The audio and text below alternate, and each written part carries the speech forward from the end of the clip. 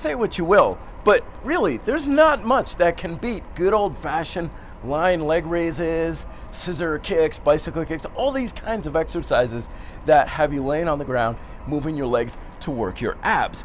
Unfortunately though, like 9 out of 10 people, every time I give this exercise in class, boom, hands right under the hips for the vast majority of people. And it's one of the biggest mistakes that you can make when you're doing these kinds of exercises.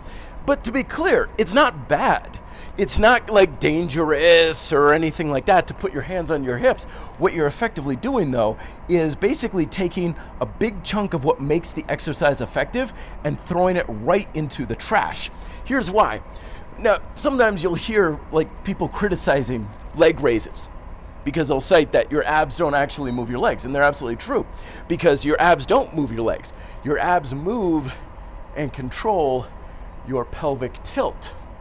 Okay? When we're using our legs and moving our legs around, what we're essentially doing is applying resistance against that pelvic tilt.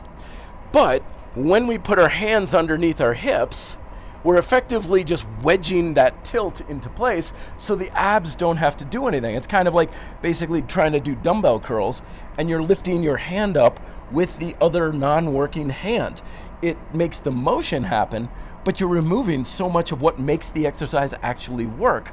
That's why in grand style calisthenics, when people are learning this, I recommend starting off really easy, because the number one reason why people put their hands here is because they're like, oh, but my lower back.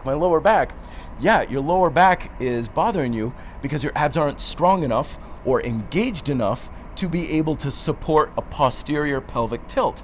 That's why grand style calisthenics starts off with this, no movement at all. And the whole point is rotate that pelvic tilt, lower back straight into the ground, hands are down by your side. Okay? Then you graduate to bent knee raises.